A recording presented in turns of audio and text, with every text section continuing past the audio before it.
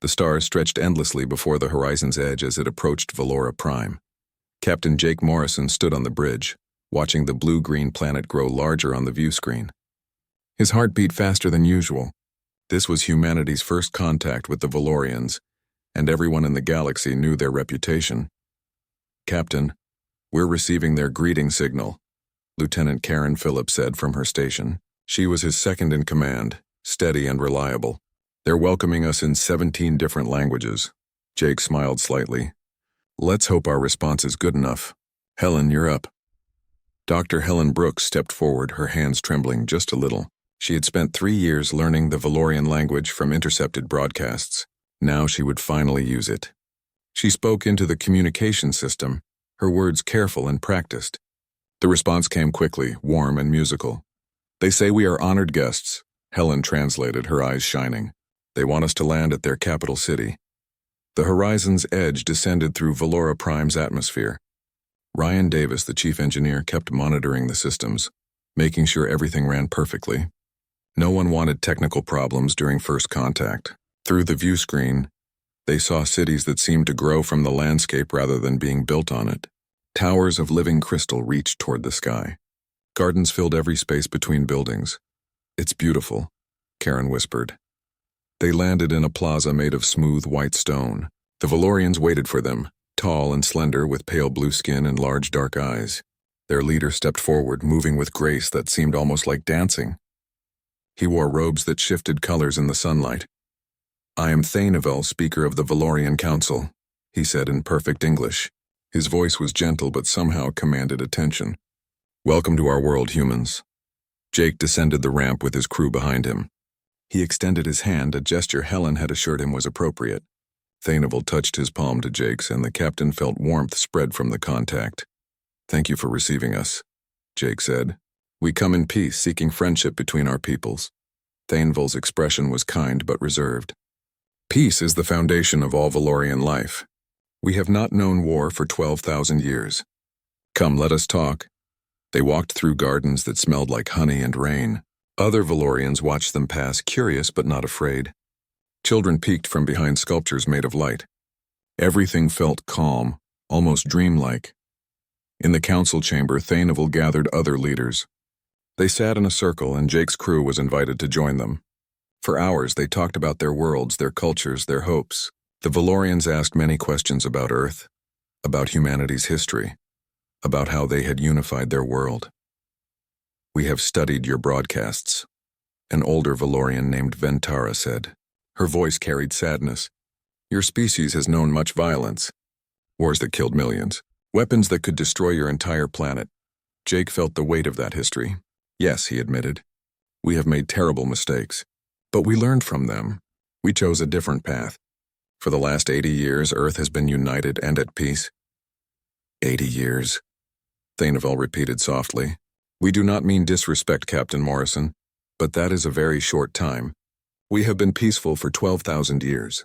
Even our longest-lived individuals can remember only a fraction of that peace. It is woven into everything we are."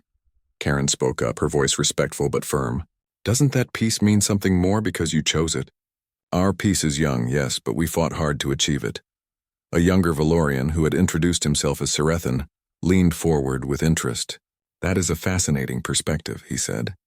His eyes were brighter than the others, more curious. "Do you believe that struggle makes peace more valuable?" "I believe it makes us appreciate it more," Jake said. "We know what we could lose." The conversation shifted to current galactic politics. The Valorians spoke carefully about the Korthian Empire, a powerful military force that had been expanding its territory. Several independent worlds had fallen under their control in recent years. "The Korthians are a challenging people," Thanevel said, choosing his words with care. "They value strength and conquest, but we believe dialogue can reach even them. All conflicts can be resolved through understanding." Ryan, who had been quiet until now, asked, "What if they don't want dialogue? What if they only understand force?" The Valorians exchanged glances. Thanevel answered, "Then we find what they do want. Resources, territory, recognition. We offer alternatives to violence. This has always worked, given enough time and patience." "And if it doesn't work?" Jake pressed. "If they attack innocent people?" "We would intervene diplomatically. Thainville said. We would apply economic pressure. We would isolate them from the galactic community. But we would never take up weapons ourselves. Violence only creates more violence. Helen asked about Valorian history, how they had become so peaceful. Ventara explained that thousands of years ago, the Valorians had nearly destroyed themselves in a terrible war. They had created weapons that poisoned their world. Millions died. In the aftermath, they swore never to raise arms again. They built their entire civilization on that promise. We remember the cost of violence, Ventara said. Every Valorian child learns this history. We carry the memory of what we almost lost. The meeting lasted until the sun set, painting the sky in colors that didn't exist on Earth. As they prepared to return to their ship, Thainville walked with Jake through the gardens. Your people confuse us, Captain, the Valorian leader admitted. You speak of peace, yet you still maintain weapons. Your ship has defensive systems. You train soldiers. How can you claim to seek peace while preparing for war? Jake stopped walking and looked at the alien leader. We prepare for war so we can keep our peace. We hope we never need those weapons, but we know there are others in the galaxy who would take advantage of helplessness. You mean the Corthians, Thainville said quietly. I mean anyone who would harm innocent people, Jake replied. We've learned that sometimes the only way to protect peace is to be strong enough that others won't challenge it. Thainville was silent for a long moment. We have watched many species rise and fall, Captain Morrison. We see patterns. Species that maintain military strength often use it. The weapon on the wall eventually gets taken down. Maybe, Jake said. Or maybe the weapon on the wall is why no one breaks into your house. The Valorian leader smiled sadly. We shall see, Captain. We shall see. You are welcome here, but I must be honest. Many on the council worry about humanity. Your potential for violence concerns us. We have seen it before in others. Then watch us, Jake said. Judge us by our actions, not our past. As the horizon's edge lifted off that night, Jake stood on the bridge watching Valora Prime shrink below them. Karen joined him. They're afraid of us, she said. No, Jake replied. They're afraid of what they think we might become. Ryan's voice came from the engineering station. Captain, we're receiving news from the Colonial Relay Network. It's marked urgent. The message made Jake's blood run cold. The Corthian Empire had issued an ultimatum to 17 systems, including 3 human colonies. Submit to their rule or face invasion. They had given the colonies 1 week to decide. Jake looked back at the peaceful blue-green world behind them. The Valorians had lived 12,000 years without war. Humanity might not have 1 more week. Set course for New Portland, he ordered. Maximum speed. Commander Lisa Grant stood in the operations center of New Portland, staring at the holographic display showing the approaching Corthian fleet. 3 days had passed since the ultimatum expired. The colonists had refused to surrender, and now 15 warships were bearing down on their world. How long until they reach orbit? She asked, her voice steady despite the fear crawling up her spine. 4 hours, maybe less, her tactical officer Greg Hamilton replied. He was young, barely 30, and this would be his first real combat. They're not trying to hide their approach. Lisa activated the colony-wide communications. Attention all residents. This is Commander Grant. Begin evacuation procedures immediately. Priority goes to children, elderly, and medical patients. Everyone else report to your designated transport stations. Stay calm and help each other. Outside the operations center, New Portland was transforming from a peaceful farming colony into a war zone. Families hurried through streets carrying whatever they could. Some people cried. Others moved in silent shock. The evacuation transports could only carry about 40,000 people. The colony had 200,000 residents. Greg worked furiously at his station, coordinating the defensive grid. We have 12 orbital defense platforms, 16 ground-based missile batteries, and the patrol ships Liberty and Defiance. Against 15 Corthian warships, that gives us maybe 3 hours before our defenses collapse. Then we make those 3 hours count, Lisa said. Every minute we hold gives more people time to escape. Across the galaxy, Jake Morrison had returned to Valora Prime. He stood before the Galactic Assembly, a gathering of representatives from 40 different species. The chamber was enormous, with each species occupying their own section designed for their specific needs. The Valorians sat in elevated seats at the center, their role as mediators recognized by all. The Corthian Empire has given us an ultimatum, Jake said, his voice carrying through the chamber. Surrender or die. 3 of our colonies are threatened. We have less than 200 ships to defend all of them. We're asking for help. Not armies, not weapons. Just support. Economic sanctions against the Corthians. Diplomatic pressure. Show them that the galaxy will not accept their aggression. Thainville spoke from his seat, his voice gentle but firm. The Valorian Council proposes an immediate diplomatic mission to the Corthian homeworld. We will offer them trade agreements, resource sharing, and expansion rights in unclaimed systems. There is no need for violence if their legitimate needs can be met. A representative from the Quelon species, a floating creature inside a tank of blue liquid, pulsed with color. Its translation came through mechanical speakers. The Corthians have rejected 17 previous diplomatic offers. Why would this one be different? Because this time we will offer more, Thainville replied. We will give them what they want through peace rather than force them to take it through war. Jake felt frustration building in his chest. With respect, Speaker Thainville, the Corthians don't want resources. They want conquest. They want to dominate others. How do you negotiate with that? All beings want something, Thainville said calmly. We simply need to understand what truly drives them. The Assembly voted. 32 species supported the Valorian diplomatic mission. 5 abstained. Only 3 voted for sanctions against the Corthians. No one offered military support. As Jake left the chamber, Sarethan caught up with him. The young Valorian looked troubled. Captain Morrison, I want you to know that not all of us agree with the Council's approach. But you won't act against it, Jake said, not unkindly. We cannot, Sarethan replied. To take up arms would violate everything we are. But I wonder sometimes if there is a difference between choosing peace and simply avoiding difficult choices. Before Jake could respond, an urgent message came through his communicator. The Corthians had rejected the Assembly's diplomatic mission and had begun their attack on New Portland. The first missiles struck New Portland's orbital platforms at dawn. Lisa watched through the operations center windows as brilliant flashes lit up the sky. 2 platforms were destroyed in the opening salvo. The others returned fire, their railguns sending streams of metal into space. Platform 7 is down, Greg reported. Platform 3 is heavily damaged. The patrol ships are engaging, but they're outgunned. Through the window, Lisa saw the Defiance explode in a ball of fire. 30 crew members died in an instant. The Liberty fought on, dodging and weaving through enemy fire, but it was only a matter of time. Ground batteries, open fire, Lisa ordered. Target the closest ship. The batteries launched missiles that streaked into the sky.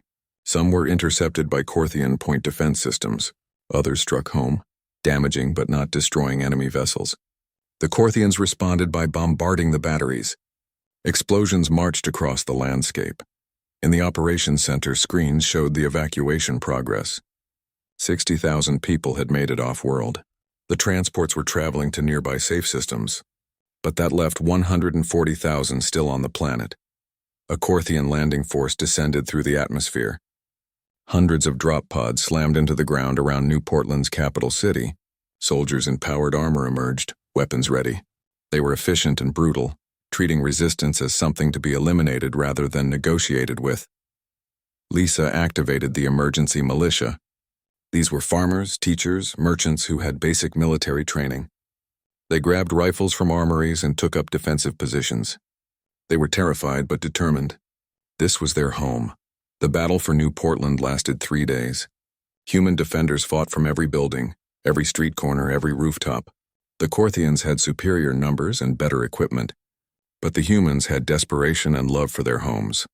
Greg coordinated the defense from the operations center until a missile strike destroyed the building. He survived, trapped under rubble with a broken leg, and continued sending orders through his communicator until the battery died. On Valora Prime, Sarethan watched the battle through intercepted military feeds. Other young Valorians gathered with him in a private chamber, their faces showing emotions their species rarely displayed. Anger, sorrow, helplessness. We could stop this, one of them said. A female named Kiranel. Our technology is centuries beyond the Corthians. We could disable their fleet without killing anyone.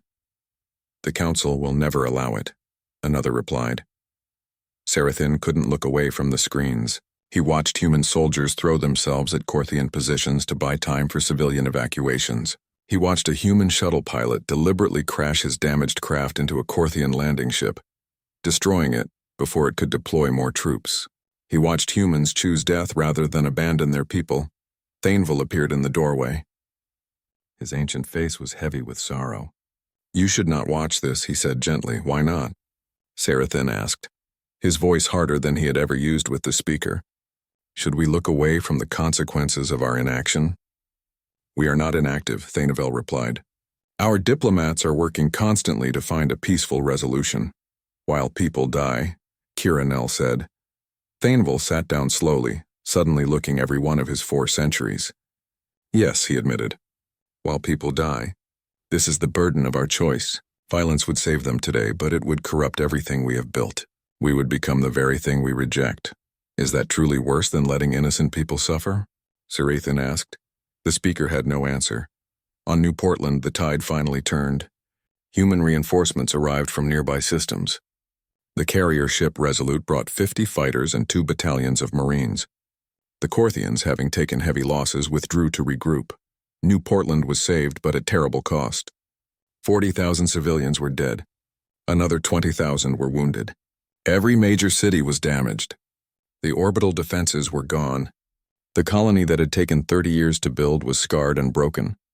Lisa Grant stood in the ruins of the operations center, dirt and blood on her uniform. Greg Hamilton was in medical care, his leg being reconstructed. The Liberty had been destroyed with all hands. The Defiance was gone. Hundreds of militia members who had been teachers and farmers last week were now dead or wounded. A message came from Jake Morrison on the horizon's edge. "Commander Grant, you held them. Reinforcements are spreading to other threatened colonies. You bought us time." "We paid for it," Lisa replied, looking at the smoke rising from New Portland's cities. "We paid in full." Jake's face on the screen showed his grief. "I know, I'm so sorry." The assembly met again. "They're drafting a strongly worded condemnation of Corthian actions." Lisa laughed bitterly. "Words. They give us words while we give blood." "Not everyone agrees with the assembly's approach," Jake said. "But changing minds takes time." "Time is something our people don't have," Lisa said. She ended the transmission and went back to helping pull survivors from the rubble. On Valora Prime, Sarathin stood alone in a garden, looking up at the stars. Somewhere up there, humans were dying while the galaxy talked. He thought about the Valorian history he had been taught all his life. His ancestors had chosen peace after experiencing the horrors of war. They had earned their pacifism through suffering. But what did it mean that his generation maintained that pacifism by? Admiral Kyle Peterson stared at the tactical display aboard his flagship, the Steadfast. The Corthian fleet approaching Crimson Ridge was massive. 300 warships against his 97. The numbers were clear. This would not be a victory. The only question was how many people they could save before the end. "Commander Turner, status of the evacuation?" he asked. Sophie Turner worked at her station, her fingers flying across controls. "Civilian transports are launching continuously, sir. We've gotten 400,000 off-planet. That leaves 1.6 million still on the surface." Kyle felt the weight of each life. Crimson Ridge was humanity's most successful colony. Beautiful cities, productive farms, universities, and research centers. 2 million people had built lives there. Now those lives hung by a thread. "We hold the line," he said quietly. "Every minute we buy is another 1,000 people saved." The human fleet formed a defensive screen between the approaching Corthians and Crimson Ridge. Kyle had positioned his ships in overlapping fields of fire, using every tactical advantage he could find. It wouldn't be enough, but it would have to do. Lieutenant Alex Porter sat in the cockpit of his fighter, one of 600 launched from the carrier ships. He was 24 years old and had been flying for 3 years. His hands were steady on the controls, but his heart raced. Through his canopy, he could see the vast Corthian fleet approaching like a dark cloud. "All fighters, this is Admiral Peterson." The voice came through his helmet. "Your mission is simple. Protect those transports. Every civilian ship that escapes is a victory. Make the Corthians pay for every meter of space." "Yes, sir," Alex responded with the others. He checked his weapons one more time. 8 missiles, 2 railguns, and 1 torpedo. Against 300 warships, it seemed laughable, but he would use every round. The Corthians opened fire at maximum range. Missiles crossed the void between the fleets and the battle began. The human point defense systems lit up space with interceptor fire. Most enemy missiles were destroyed, but some got through. The destroyer Courage took 3 hits and went silent, drifting dead in space. All ships return fire, Kyle ordered. Concentrate on their capital ships. Bring them down. The human fleet unleashed everything it had. Railgun rounds traveled at a fraction of light speed, punching through armor. Missiles found their targets. Nuclear torpedoes created brief suns in the darkness. 2 Korthian cruisers exploded. A battleship lost power and began to drift. But for every Korthian ship damaged, the humans lost one completely. The numbers were grinding them down. Alex led his fighter squadron in a desperate attack run on a Korthian carrier. They flew through a storm of defensive fire. Fighters exploded around him. His wingman, Lisa Chen, took a direct hit and vanished in a ball of flame. Alex gritted his teeth and kept flying. He released his missiles at point-blank range and pulled up hard. The missiles struck the carrier's flight deck and explosions rippled across its surface. Secondary detonations followed as fuel and ammunition cooked off. The carrier began to list. "Good kill, Alpha Leader." Sophie Turner's voice came through his radio. "New targets incoming. Enemy fighters are launching." The space between the fleets became a chaotic furball. Human and Korthian fighters twisted and turned, hunting each other. Alex's squadron, reduced to 3 fighters from the original 12, engaged a formation of enemy craft. His railguns chewed through armor. His last missiles found their marks. But there were always more enemies. On the surface of Crimson Ridge, Nathan Cross stood in the capital city's emergency operations center. He was the colony director, responsible for 2 million lives. Now he watched as his world died. "Another transport is away," his assistant reported. "That's the 47th this hour." Nathan looked at the evacuation statistics. At this rate, they would get maybe half the population off-world before the Korthian fleet broke through. Half meant 1 million dead. "Prioritize children and parents," he ordered. "Medical personnel stay until the end. They'll be needed." Dr. Claire Bennett was converting her hospital into a fortress. The building was solid, built to withstand the planet's harsh storms. Now it would withstand war. She organized beds in the basement levels, stockpiled supplies, and prepared her staff for the worst. "Doctor, we should evacuate," one of her nurses said. "We could catch the next transport." Claire looked at the wounded already filling the beds. Soldiers from the orbital defense stations. Civilians injured in the panic. "Who would care for them?" she asked. "No, we stay." The space battle raged for 18 hours. Kyle's fleet was down to 43 ships. The Korthians still had over 200. But the humans had made them pay dearly. 30 Korthian capital ships were destroyed. Another 50 were damaged. "Admiral, the Korthians are breaking off part of their fleet," Sophie reported. 80 ships are heading directly for the planet. They're going to land troops. Kyle made his decision. "All remaining carriers launch ground assault shuttles. Get our Marines down there. The fleet will hold here and keep the main enemy force engaged." The decision meant splitting his already outnumbered forces, but there was no choice. If Korthian troops landed unopposed, they would slaughter civilians by the thousands. Alex Porter volunteered to escort the Marine transports down to the surface. His fighter was battered and scarred, running on emergency power, but the engine still worked. He flew with 5 other surviving fighters, protecting 20 transports carrying 2,000 Marines. Korthian fighters intercepted them in the atmosphere. Alex dove into the fight, his railguns blazing. He shot down 2 enemies before taking fire himself. His right engine exploded and he began to spin. With pure skill and desperation, he regained control and limped toward the planet's surface. He crashed in a field outside the capital city. The impact knocked him unconscious. When he woke, Korthian drop pods were landing all around him. He pulled himself from the wreckage, grabbed his service pistol, and began running toward the city. On Valora Prime, Sarethan and his group watched the battle in real time. The Valorian monitoring systems could intercept communications from across the galaxy. They heard Admiral Peterson's calm orders as his fleet was destroyed around him. They heard Alex Porter's last transmission before his crash. They heard Nathan Cross organizing civilian resistance. Thainville entered the chamber where the young Valorians gathered. He had come to stop them from watching, but when he saw the screens, he couldn't look away. A human destroyer, the Valiant, was heavily damaged and venting atmosphere. Its captain had ordered the crew to evacuate, but the ship itself still had power. "Civilian transport Echo 7, this is the Valiant." The captain's voice came through the transmission. "You have Korthian cruiser closing on your position. Cannot reach you in time. Recommend immediate evasive action." "Valiant, this is Echo 7, a terrified voice responded. We have 30,000 civilians aboard, mostly children. Our engines are at maximum. We cannot go faster. The screen showed what happened next. The Valiant, dying and broken, accelerated toward the Corthian cruiser on an intercept course. The destroyer rammed the enemy ship at full speed, both vessels disappearing in a massive explosion.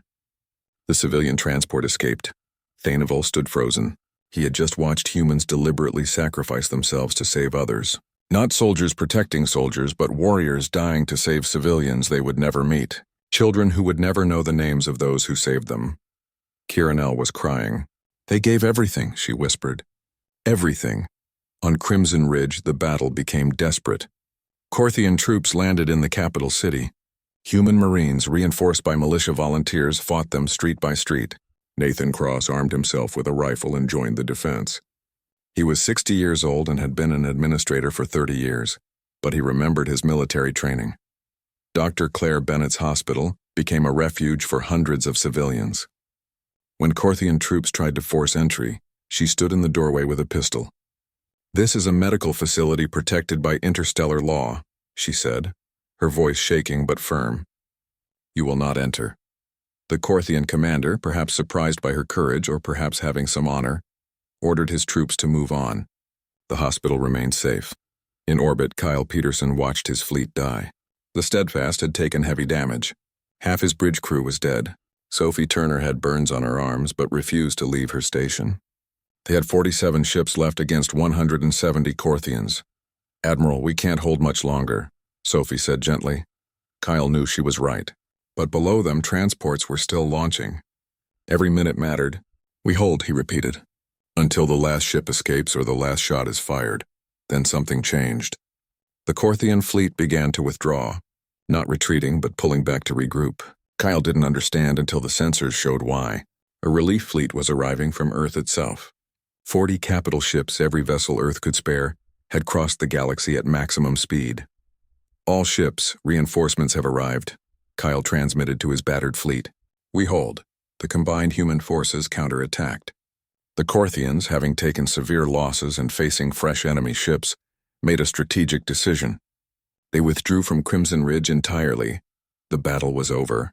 Humanity had won, but the cost was staggering. Jake Morrison returned to Valora Prime 2 weeks after the Battle of Crimson Ridge. His uniform was clean, but his eyes carried the weight of everything he had witnessed. The Galactic Assembly had called an emergency session, and humanity had demanded the right to speak. The assembly chamber was full. Representatives from 40 species gathered to discuss the Corthian situation. The Valorians sat in their elevated positions, Thaneval at the center. Jake noticed the speaker looked older somehow, more tired. When Jake's turn came to speak, he walked to the center of the chamber. His voice was calm, but it carried to every corner of the vast room. "I want to thank the Assembly for this opportunity," he began. "I know many of you have sent condolences for our losses.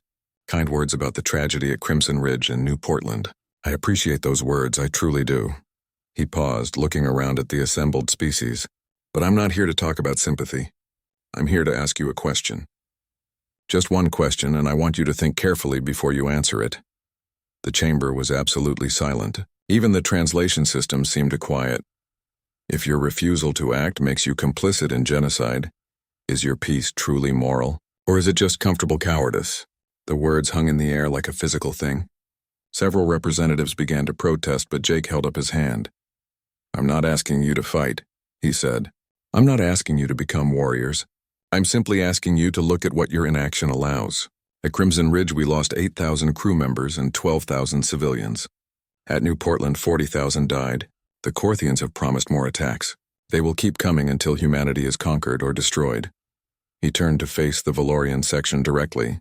"And while this happens, the galaxy offers us thoughts and prayers. Economic sanctions that the Corthians ignore. Diplomatic missions they refuse. Strongly worded condemnations that change nothing." Thaneval rose from his seat. "Captain Morrison, we understand your pain. But violence cannot be answered with violence. That path leads only to more death, does it?" Jake asked. "Because from where I stand, our violence saved 1.4 million people at Crimson Ridge. Our violence kept the Corthians from enslaving 3 human colonies. Our violence protected innocent lives while the galaxy's peace protected nothing." Sarathan stood suddenly, breaking protocol. Young council members rarely spoke in assembly. Captain Morrison is right, he said, his voice shaking but determined. I have listened to our justifications for inaction, and I no longer accept them. Shocked murmurs ran through the Valorian section. Thaneval looked at Sarathan with surprise and something that might have been fear. Our ancestors chose peace after experiencing the horrors of war, Sarathan continued. They earned that choice through suffering. But we, the current generation, maintain that peace by watching others suffer those same horrors. Are these the same thing? I do not believe they are. Kiranel stood beside him, then another young Valorian, then another. Within moments, dozens of young Valorians were standing, a silent but powerful statement. This is not our way, an older council member protested. Perhaps it should be, Sarathan replied. He looked at Jake. Captain Morrison, please continue. Jake felt hope kindle in his chest. I'm not asking you to compromise your values, he said to the assembly.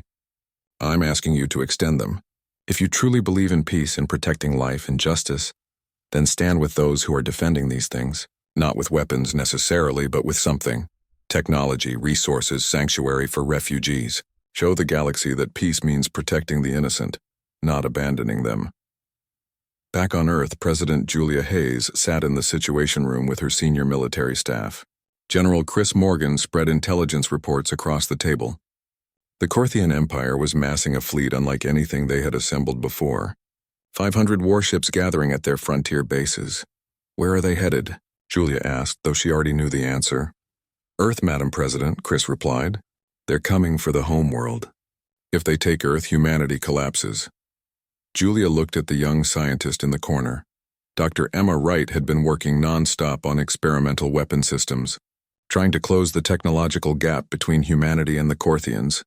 Emma, what do we have? The scientist rubbed her tired eyes.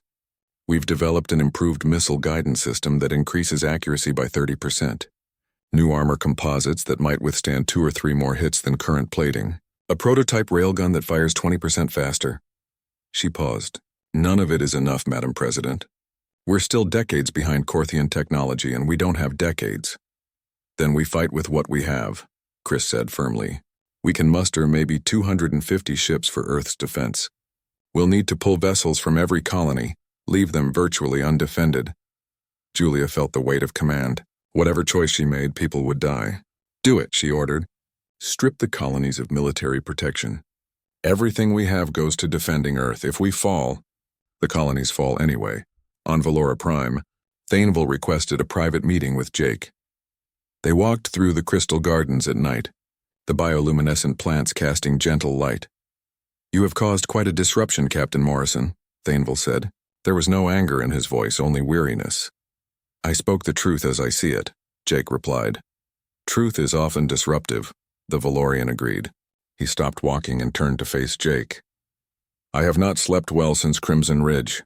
I watched your destroyer Valiant sacrifice itself to save a transport of children. I have replayed that moment countless times. They were heroes, Jake said quietly. They were, Thaneval agreed, and that troubles me more than I can express. For 4 centuries, I have believed that violence is never the answer, that there is always another way. But I watched those humans choose death to protect innocent lives, and I wondered something I have never wondered before. What? Jake asked. I wondered if my refusal to act, my maintenance of moral purity, is actually more selfish than righteous. I keep my hands clean while others stain theirs with necessary violence. I remain at peace while others fight and die to protect those who cannot protect themselves. Thaneval sat on a bench made of living crystal. Captain, your question in the assembly has divided my people.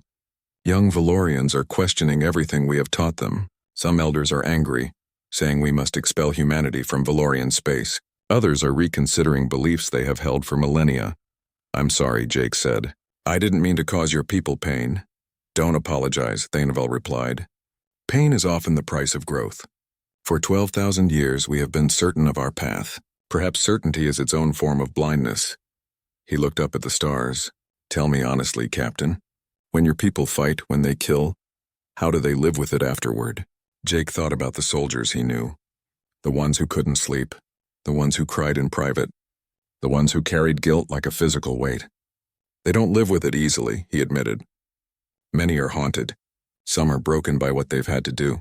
But they do it anyway because the alternative is worse. The alternative is what we Valorians have chosen, Thainvel said softly. We have avoided the guilt by avoiding the action. We sleep peacefully while others have nightmares. Is that truly more moral? Scholar Ventara had been researching Valorian history with new eyes. She presented her findings to the council in a closed session. Jake was invited to attend as a witness. Our ancestors chose peace after nearly destroying our world, Ventara explained. The histories we teach say they rejected violence forever. But I have been reading the original text, not the simplified versions we teach children. The truth is more complex. She displayed ancient documents on holographic screens. Our ancestors rejected violence against each other.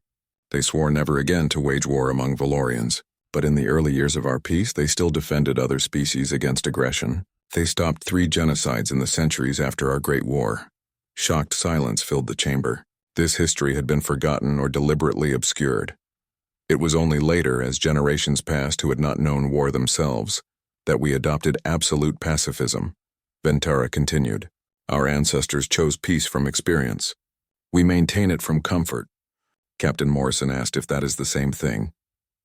My research suggests it is not. The revelation split the Valorian Council. Some argued that absolute pacifism was the final evolution of their ancestors' wisdom. Others suggested they had strayed from the true meaning of peace, which was protecting life, not avoiding difficulty. Sarathin organized gatherings of young Valorians. They debated late into the night, discussing questions their elders had considered settled. What does it mean to be peaceful? Is inaction in the face of evil truly neutral, or is it a choice to side with the oppressor? Can you love peace while refusing to defend it? Back on Earth, the defense preparations continued. Every shipyard worked at maximum capacity. Every soldier trained, every civilian prepared for the possibility that they might need to fight. Kyle Peterson, promoted after Crimson Ridge, oversaw the defensive fleet. Sophie Turner, now wearing commander's insignia, worked beside him. We need a miracle, Sophie said, looking at the tactical simulations. Every scenario ended in defeat. The Korthian Armada was the largest fleet ever assembled in known history. 500 warships arranged in perfect formation, advancing on Earth like an unstoppable tide. Supreme Marshal Vortak commanded from his flagship, confident in his inevitable victory. Humanity had fought well, he admitted to himself, but this was the end.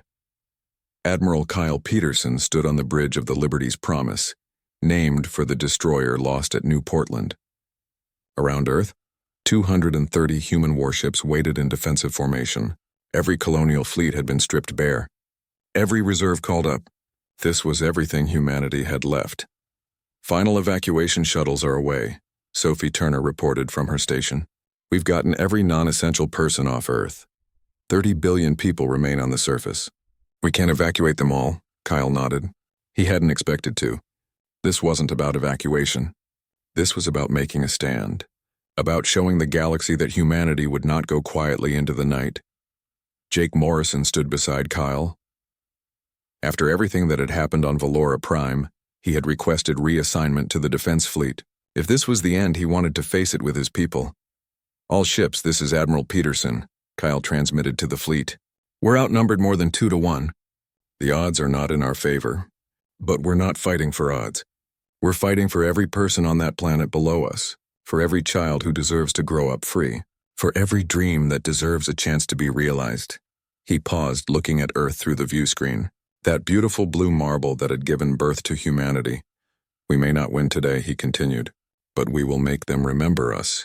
We will make them pay for every meter of space, and if we fall knowing we stood for what was right. All ships, battle stations. Today we show the galaxy what humanity means. 230 captains acknowledged the order. Weapons powered up. Shields strengthened. Fighters launched from carrier bays. The human fleet was ready.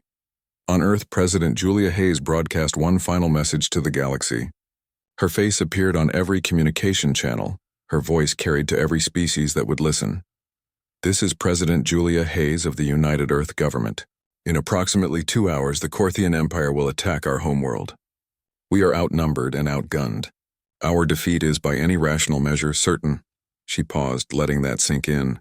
We did not seek this war. We asked for peace. We asked for dialogue. We asked for the galaxy's help.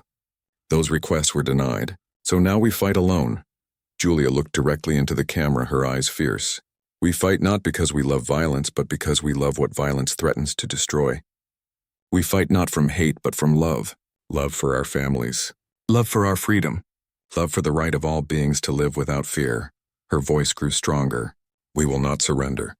We will not submit. We will stand and fight, and if we must fall, we will fall as humans have always fallen when fighting for something that matters. With courage, with honor, and with the knowledge that we stood for what was right. She paused one final time. Let history judge whether the galaxy's silence was wisdom or shame. Humanity has made its choice. We stand. The transmission ended. Across Earth, billions of people watched the sky, waiting. In bunkers and shelters, parents held their children. In the streets, strangers embraced. If this was the end, they would face it together. On Valora Prime, the council chamber had been in continuous session for 3 days. The debate had been fierce, with ancient traditions and modern conscience colliding. Thanevel's proposal to stand with humanity had divided the Valorians more deeply than any issue in millennia. Sarathin and his supporters had presented evidence, arguments, and passionate pleas. Ventara had shown her historical research. Even Kiranel had spoken, her voice trembling but determined about what it meant to be truly peaceful. But the opposition was strong. Elder council members argued that 12,000 years of peace could not be discarded for one crisis, no matter how compelling. That violence, once embraced, would corrupt them irreversibly. The vote was called. The chamber fell silent. Each council member had to stand and declare their position. It was the old way, used only for the most important decisions. The first votes went against intervention, then several for. The count remained close, swinging back and forth. Finally, only Thanevel remained. The vote was tied. His decision would determine everything. The ancient Valorian stood slowly, every eye in the chamber fixed on him. He had lived 4 centuries, had guided his people through peace and prosperity. Now, in what might be his final act as speaker, he would make a choice that would define Valorian civilization for the next 1,000 years. I vote to stand with humanity, he said quietly. Then louder, I vote to remember what peace truly means.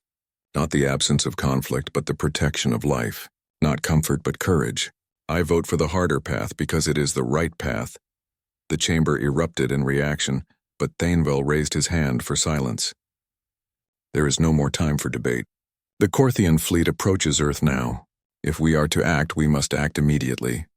He turned to his military coordinator, a position that had been largely ceremonial for millennia. Activate the fleet. All ships capable of faster-than-light travel. Set course for Earth, maximum speed. Within the hour, 300 Valorian vessels lifted from their peaceful skies. They were not warships in the traditional sense. The Valorians had not built military vessels for thousands of years, but their technology was centuries beyond both humanity and the Korthians. Science ships, exploration vessels, even cargo transports joined the fleet, each one equipped with systems that could be adapted for what was to come. Thanevel himself boarded the Eternal Dawn, the flagship of Valorian exploration. Sarathin joined him, as did Kiranel and dozens of other young Valorians who had pushed for this moment. Ventara came too, saying that if history was to be made, a historian should witness it. The Korthian fleet reached Earth's outer defense perimeter. The first wave of missiles launched. The battle began exactly as Kyle Peterson had expected. The humans fought brilliantly, using every tactic they had developed. But they were being slowly crushed by superior numbers. Jake Morrison coordinated fighter squadrons, remembering Alex Porter and all the other pilots who had sacrificed everything at Crimson Ridge. The fighters danced through space, scoring kills but taking losses. On Earth, Julia Hayes watched the battle through orbital sensors. The human fleet was being destroyed. In 30 minutes, maybe less, the Korthians would break through. To the planet itself, she prepared to give the order for ground defense forces to engage when something impossible happened. 300 ships emerged from faster than light, traveled between Earth and the Korthian fleet. Ships that weren't human, ships that gleamed with crystal and light, ships that could only be Valorian. Kyle Peterson stared at his sensors in disbelief. Identify those ships, he ordered, though he already knew. They're broadcasting on all channels, Sophie reported. Admiral, it's the Valorians. They've come to help. Thanevel's face appeared on every screen in both fleets. The ancient Valorian looked calm but determined. His voice carried across the void. "This is Speaker Thaneval of the Valorian Council. For 12,000 years my people have chosen peace. We have not raised weapons in anger. We have not participated in conflicts. We have maintained our purity through inaction." He paused, letting his words sink in. "Today we still choose peace, but we have learned from humanity what true peace means. It is not the absence of violence. It is not the comfort of neutrality. True peace is the active protection of innocent life. It is the courage to stand against evil, not because we love war but because we love justice more than our own comfort." Vortok, the Korthian commander, transmitted a response. "The Valorians have no military. Your ships are not warships. You cannot stop us." "You are correct," Thaneval replied. "These are not warships, but our technology is centuries beyond yours. We will not destroy your fleet, Supreme Marshal. We will simply make it impossible for you to continue your aggression." The Valorian ships activated systems humanity had never seen. Beams of coherent energy lanced out, not explosive or destructive but precisely targeted. Korthian weapons systems simply stopped functioning. Engines shut down without damage. Communication arrays went offline. Within minutes, the Korthian fleet was helpless, floating dead in space. Not a single Korthian ship was destroyed. Not a single Korthian life was lost. But the entire fleet was neutralized. "We offer you a choice, Supreme Marshal Vortok," Thaneval continued. "The same choice the Valorians made thousands of years ago. Choose peace. Join the galactic community as partners rather than conquerors, or be isolated completely. We will disable every military vessel you send out. We will cut off your trade. We will leave you alone in the darkness of your own making." Vortok's face on the screen showed shock, then rage, then slowly reluctant calculation. His fleet was helpless. His invasion had failed without a single shot being fired at his ships. The Valorians had proven they could do this to any Korthian force, anywhere, anytime. "This is not over," he transmitted finally. "The Korthian Empire will remember this." "Yes," Thaneval agreed. "Remember it well. Remember that the galaxy will no longer tolerate your aggression. Remember that peace is not weakness.